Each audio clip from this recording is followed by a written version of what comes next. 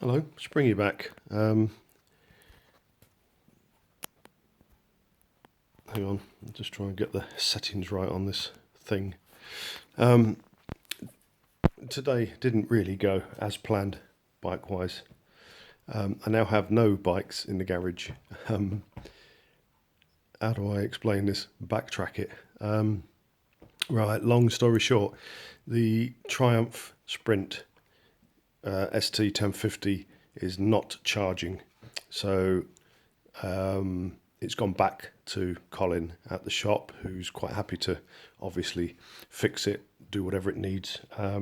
Maybe an alternator or a regulator rectifier or whatever. He's going to fix it. He's going to sort it. No problem. But Rita, the BMW, is also at his shop. What I did yesterday when I picked the bike up, when I picked up the Triumph, I took the BMW up there. Colin was going to, or is in the process of tuning it, setting up the throttle body on the manometer and all that sort of stuff.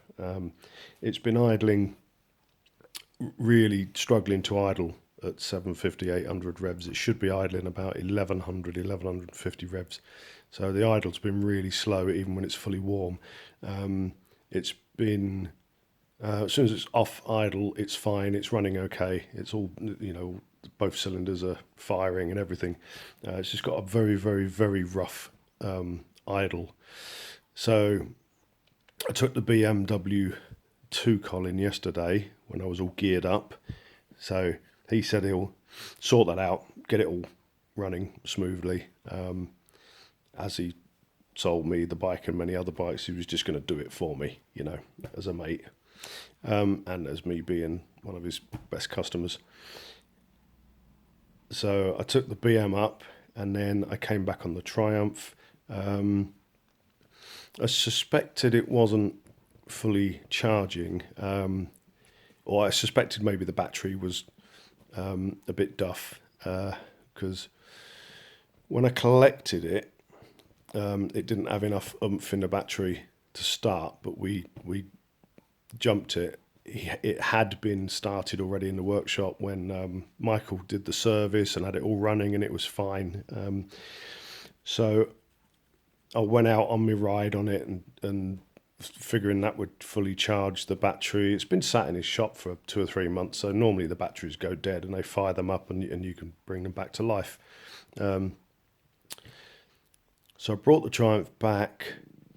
I was putting the battery charger cable tail thing on it for my Oxford battery tender.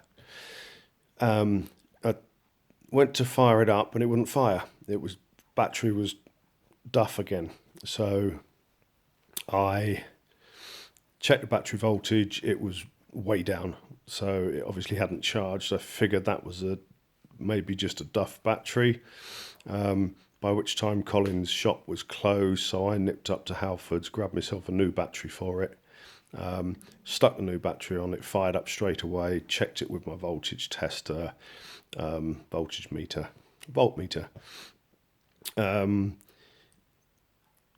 So with an initial charge in the battery of 12.8 volts before I put it on the bike. When it was running, idling, it went down to 12.3 volts. And when I'd rev it, it would just stick at 12.3 volts, which is odd. On a car, I'd expect it to go up to 13, 14, 15 volts, whatever, while it's, fast running. So anyway, I figured maybe it's one of these modern type vehicles that doesn't charge at 13 or 14 volts or whatever while it's running. I didn't know, didn't really look into it.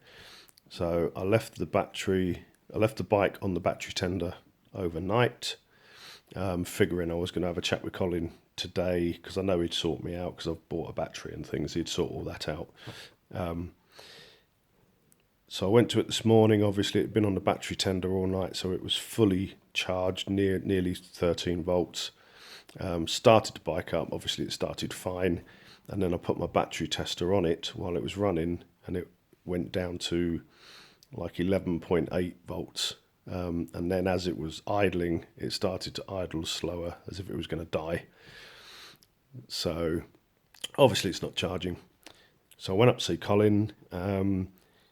Obviously he was great, fine about it. He said, can you get it back here? In fact, Michael said, have you got enough charge in it to get it back here?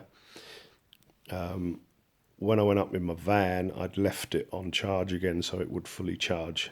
So otherwise he would have come up in his van and put the bike in the van. But I said, no, it's fine. I'll bring it down. It's literally probably a mile and a half. Came back, grabbed the bike, fully charged, rode down there in the torrential rain. Glad I bought my waterproof trousers last week, because I've spent the last 2 days mostly out on bikes in the pouring rain, but brilliant.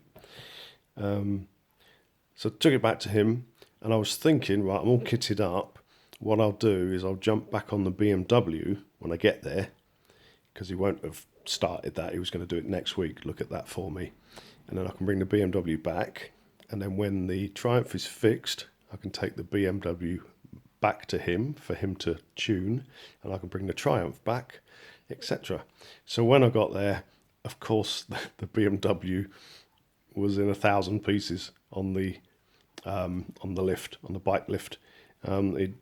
Michael had just done all the valve clearances, which were too tight, he says. So he'd just done all the valve clearances, and he was going to do the balance, throttle body balance thing on the manometer thing, and just get it to run sweet so I can sell it. So there I was up there with neither bikes. I've got 2 bikes missing.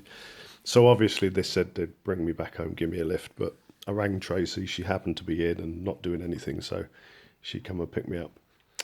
So we have no bikes this weekend. I'll get them both back whenever they're fixed. It's fine. So now I'm going to go out in the garage and properly resolder all the various ends and fittings I've got on all my various battery tenders. I've been swapping them around because I had the BMW and I put different fittings on, and one of the tails that I put on the Triumph is actually dodgy, but I've got a brand new tail from another one, but it hasn't got the rubber cover, so I'm gonna figure it all out. Anyway, so that's it. So we'll have to do the proper catch up, proper walk round in daylight.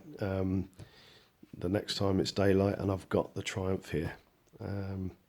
But other than that, I love it. Poor old Colin. He was so embarrassed and apologetic.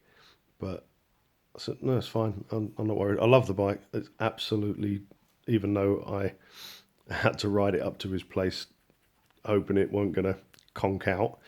But I did take my jump pack with me in the top box. So I was going to get there. But yeah, Colin was a bit embarrassed, but I said, don't worry about it. I love the bike. He's going to fix it, whatever. Not a problem. It's mostly absolutely torrential rain anyway at the moment. So, there you go. But this is why I go to Colin, because if there's ever any problem, he just fixes it immediately. No questions asked. He just does it. That's part of his service. So there you go. Right. Peas and loaf. There's a million other things to tell you, but I can't think of what they are. So see you next time for the proper Triumph inauguration. Cheers. I've been Springy.